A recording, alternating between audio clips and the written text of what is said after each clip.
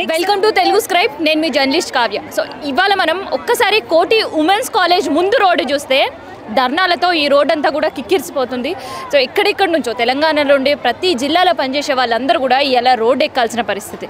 So present national health స్కీమ్కి సంబంధించి పనిచేస్తున్న contract outsourcing ఉద్యోగులు న్యాయమైన డిమాండ్ల కోసం నెరవేర్చాలంటూ ఇప్పటికే ఎన్నోసార్లు వినతి పత్రాలు అందించారు. సో వాటికి ఎక్కడ కూడా స్పందన లేకపోవడంతో ఇలా రోడ్ ఎక్కాల్సిన పరిస్థితి. ఒక్కసారి వాళ్ళ మాటల్లోనే వాళ్ళ బాధలేంది, వాళ్ళ డిమాండ్ లేంది, ఇప్పటి వరకు వాళ్ళ కష్టాలేంది, ఇట్లాంటివన్నీ కూడా తెలుసుకున్నాం. నీ పేరేందమ్మా?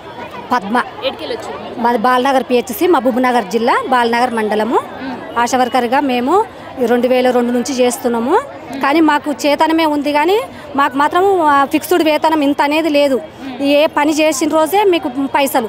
ఒక్కొక్క నెలలో అన్నిటికీ టార్గెట్ పెట్టిండ్రు మాకు. ప్రతిదానికి ఏఎన్సీలు ఇట్లా ప్రతి నెలలో 3 కావాలి, గవర్నమెంట్ హాస్పిటల్లో డెలివరీలు కావాలి, అవి అయితేనే మీకు డబ్బులు, లేకుంటే డబ్బులు లేవని. ప్రతి సర్వే మాకే. ఏ సర్వే వచ్చినా గవర్నమెంట్ నుంచి ఏ సర్వే వచ్చినా కూడా డెంగ్యూ కానీ, టీబీ కానీ, మలేరియా కానీ, లెప్రసీ కానీ ప్రతి సర్వే మాకే. కానీ జీతాల కాడికి వచ్చేసరికి మమ్మల్ని పూర్తిగా గవర్నమెంట్ పూర్తిగా లోపలికి అనగదొక్కుతుంది. ఎట్టి చాకిరి చేయించుకుంటుంది మాతోటి. కానీ మాకంటే అన్ని డిపార్ట్మెంట్ల వాళ్ళకి పెంచుతారు, కానీ మాకంటే పెంచుతలేరు. ఇంకా ఇప్పుడు అని ప్రతిదానికి పారదర్శకమే పెడుతున్నారు. టీబీ వాళ్ళు వచ్చిందంటే వాళ్ళకు బాగా చేసేదేమో మేము, వాళ్ళకి ప్రజలకు సేవ చేసేదేమో మేము, కానీ మాకేమన్నా అయిందంటే మాత్రం ఏ ప్రభుత్వం తట్టించుకుంటలేదు. ఎక్కడైనా సరే రోడ్ల మీద అయినా సరే యాక్సిడెంట్లు అయి చనిపోయిన వాళ్ళం మేమే. పోత బీపీ షుగర్లకు మందులు ఇచ్చుకుంటూ హార్ట్ ప్రాబ్లం వచ్చి చనిపోయిన వాళ్ళం మేమే. కానీ మా గురించి పట్టించుకుంటలేదు.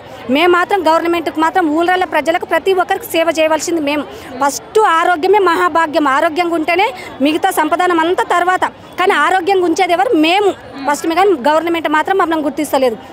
అందుకని మాకు ఇప్పటికైనా సరే మా పని గుర్తించి పారదర్శకం తీసేసి మాకు ఫిక్స్డ్ వేతనము 26,000 చేయాలి. ఇంకొకటి మాకు ఆరోగ్య భద్రత లేదు, ఆరోగ్య భద్రత కల్పించాలి. మాకు పర్మనెంట్ చేయాలి. మమ్మల్ని పోయినంత పొడుగు మాతోటి పని అంతా చేయించుకొని వాళ్ళు అవార్డులు తీసుకుంటుంటారు. పని చేసే వాళ్ళు మేము ఇంత టార్గెట్ అయింది, అంత టార్గెట్ అయింది. డాక్టర్లు పెద్ద వాళ్ళు అంతా అవార్డులు తీసుకునేది వాళ్ళు ఫోన్లతో సహా. చికెన్ చేసేది మాత్రం మేము ఆశా వర్కర్లు. ఏ డిపార్ట్మెంట్లో అయినా అన్నిటికన్నా ఫస్ట్ చేతనం అంటే మా ఆశా వర్కర్లదే. కానీ మమ్మల్ని గుర్తించకుండా మమ్మల్ని ఇంకా రోజుకు ఎట్టి చాకిరి చేయించుకొని ఇవ్వకుండా చేస్తున్న పోయినంత పొడుగు మేము ఇట్లా కష్టపడలేము. ఏజ్ అయిపోయి రోజు మా పిల్లలకు సుస్తాయినా, మా భర్తలకు సుస్తాయినా, మా ఫ్యామిలీ ఇడిచిపెట్టుకొని ఏ రాత్రి అంటే ఆ రాత్రి డెలివరీ కేసులను తీసుకొని పోతే హాస్పిటల్లో 3 రోజులు ఉంటున్నాం మేము.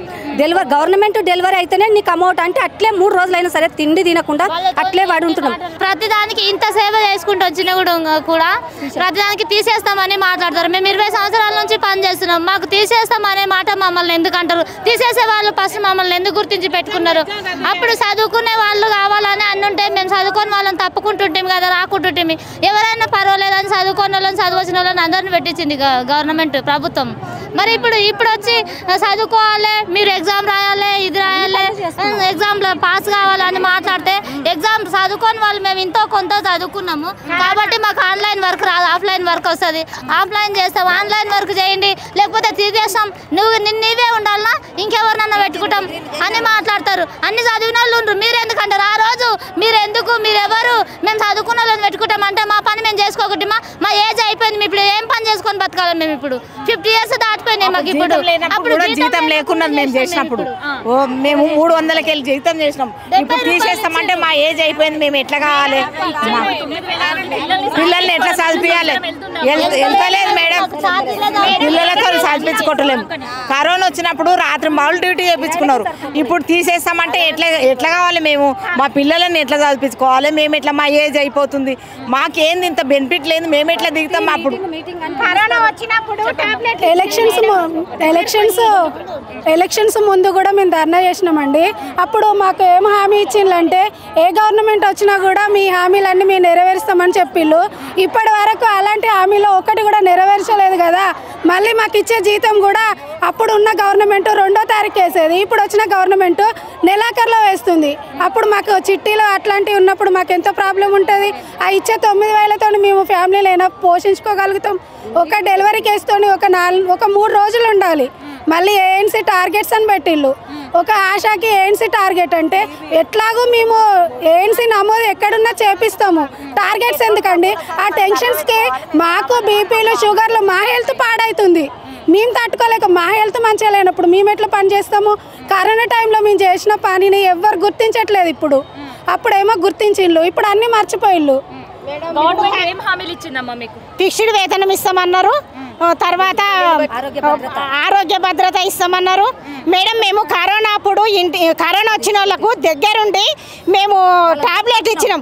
మా ఆయన నాకు తలిగించుకొని మా ఆయనకు వస్తే మా ఆయన కూడా చనిపోయింది. మేడం మేము ఇప్పుడు ఎట్లా బ్రతకాలి? ఏం ఇట్లా ఫిక్స్డ్ వేతనం లేదు. ఇప్పుడు ఒక ఆశకు 1000 జనాభా అని చెప్తుంటారు, ఒక్కొక్క ఆశకు 2-3 వేల జనాభా ఉన్నారు. మళ్ళీ వేరే ఆశలను తీసుకుంటలేరు. ఇప్పుడు అంగన్వాడీ వాళ్ళు అయితే ఒక ఆశకు ఒక అంగన్వాడికి 1000 జనాభానే, మిగతా ఊర్లలో ఉంటే వాళ్ళు పట్టించుకుంటలేరు. మాకు అట్లా లేదు మేడం. మీరు అక్కడ కోళ్ళపారం పోండి, ఇటుక పట్టీలు పోండి, ఇంకా ఎంత జనాభా ఉంటే అంత జనాభా మీరు రాసుకొని వాళ్ళకి చాకరీ చేయాలి, మీకు వచ్చేది జీతం ఇంతే అని అంటున్నారు మేడం. 9,000 ఇచ్చే 9,000 కూడా మేడం మా కుటుంబం పోషణకి తక్కువ ఉంది మేడం. ఆ 9,000తోని మేము మంచిగా కూరలు చేసుకొని తినలేకపోతున్నాం మేడం, మంచి ఆహారం తీసుకోలేకపోతున్నాం మేడం. ఆకుకూరలు అయ్యి తినమని చెప్తున్నారు, కనీసం మాకు తినడానికి కూడా 9,000 సరిపోవట్లేదు మేడం. 9,000 వస్తే వాళ్ళేమో లక్షల్లో కిరాణా సరుకులు అవి ఇవి తీసపోతే పచ్చళ్ళు కారాలు తిని పెద్ద పెద్ద బిల్డింగులు ఎక్కి సర్వేలు చేసి అక్కడక్కడ తిరిగి సర్వేలు చేసి ఎక్కడ మూలనున్నారు, ఎన్సిడి వాళ్ళు ఆడున్నారు, టీబీ జబ్బు వచ్చిన వాళ్ళకి వాళ్ళ దగ్గరికి పోయి మేము మందులు ఆడిస్తున్నాం మేడం. వాళ్ళ వైరస్ మాకు వస్తే ఎంతోమంది టీబీ బారిన పడ్డారు మేడం. మాకు సరైన పోషకాహారం లేదు మేడం. గెలిచి కూడా 8 నెలలు అవుతుంది, మాకు ఇంత మట్టుకు ఏమీ చేయలేదు. మాకేమి ఇట్లేదు, ఏమి చేయట్లేదు. చేతమైన అంటున్నారు. లార్వా చూడాలి, డెలివరీ కేసుకు పోతే 2-3 రోజులు ఆడ పడుకోవాలి. ఒక డ్రెస్ చేంజ్ లేదు, ఒక రూమ్ లేదు, మాకు ఏమీ లేదు. మళ్ళీ మాకు అన్ని పనులు, డబ్బులు మాత్రం ఇచ్చేది లేదు. వచ్చే జీతం కూడా టైంకి పడుతుంది మేడం, నెలాఖరులో పడిద్ది. ఇంతకు ముందు మేము 2006 నుంచి పనిచేస్తున్నాము. గతం 200 రూపాయల నుంచి ఆశా వర్కర్లం పనిచేస్తున్నాం. కాబట్టి ఇప్పుడు కాంగ్రెస్ ప్రభుత్వం వచ్చినాక 18,000 ఫిక్స్డ్ వేతనం అడిగితే 26,000 చేస్తామని అక్కడక్కడ హామీని ఇచ్చిండు. మా పరిగి మండలం అయితే రామ్మోహన్ రెడ్డి సారు 18,000 డిమాండ్ పెట్టిండు. 18,000 డిమాండ్కి 18,000 చేపిస్తామని కూడా హెచ్చరించిండు. ఏడికి సమయకాడికి వచ్చి ఆ విధంగా కాంగ్రెస్ ప్రభుత్వం వస్తే వేస్తారని మా హెల్త్ డిపార్ట్మెంట్లో పనిచేసాం. ఈ నెల ఇంకా వేయలేరమ్మా, ఇంకేయలేరు. నెల ఆఖరి అయిపోయింది, ఇంకా వేయలేరు. మరి ఎట్లా గడుస్తుంది నీకు ఇల్లు సంసారం? ఎట్లా గడుస్తుంది? ఇక ఎట్లనో నీతా తీసుకోవాలి, కాలం గడపాలి. ప్రైవేట్ స్కూల్కి వేయాలంటే పిల్లలకు ఫీజులు లేకుంటాయి, ఆ ఫీజు కట్టకుంటే పిల్లలను స్కూల్ నుంచి వెళ్ళగొడతారు. ఎన్నెన్నో కారణాలు ఉన్నాయి. చిన్న పిల్లలు ఉన్న వాళ్ళకు అప్పులు తీసుకొని అప్పుల మీద బతికితే అప్పుల భారమై మగపిల్లలు చచ్చిపోతున్నారు. ఆ పిల్లలు పెట్టుకొని మేము పోషించాలంటే ఎన్నో బాధలు పడుతున్నాం. కానీ ఇప్పుడన్నా ఈ ప్రభుత్వం వచ్చింది కాంగ్రెస్ ఉండగా, కానీ మేము పనిచేసేది రాష్ట్రంలోనే కాబట్టి రాష్ట్ర ప్రభుత్వం ఇవ్వాలి. ఇప్పుడు ఇచ్చేది మొత్తం రాష్ట్ర ప్రభుత్వం ఇస్తలేరు, మాకు కేంద్ర ప్రభుత్వం ఇస్తుంది. ఇచ్చిన అంతో ఇంతో కేంద్ర ప్రభుత్వం ఇస్తుంది. రాష్ట్రం అయితే 1 రూపాయి కూడా చెల్లిస్తలేదు. కాబట్టి రాష్ట్రం కేంద్రం కలిపి 26,000 రూపాయలు డిమాండ్ చేస్తే మా పిల్లల తల్లులు పౌష్టికాహారం తినమని మేము అందుకు చెప్తాం. మా ఇంట్లోనే పప్పులు లేకుంటుంది, బెల్లం లేకుంటుంది, ఉప్పు లేకుంటుంది, కారం లేకుంటుంది. మా వాళ్ళు చచ్చిపోతేనే సెలవు ఇయ్యరు. మరి అవతలు మేము చచ్చిపోయినాడు ఎవరు వస్తారంటే రాకపోయి రండి అంటారు. సిస్టర్లు బెదిరిస్తారు. నువ్వు అట్లా నువ్వు జాబ్ ఎందుకు చేసినామంటారు. Supervisor బెదిరిస్తుంది, doctor బెదిరిస్తారు, సిస్టర్లు బెదిరిస్తారు.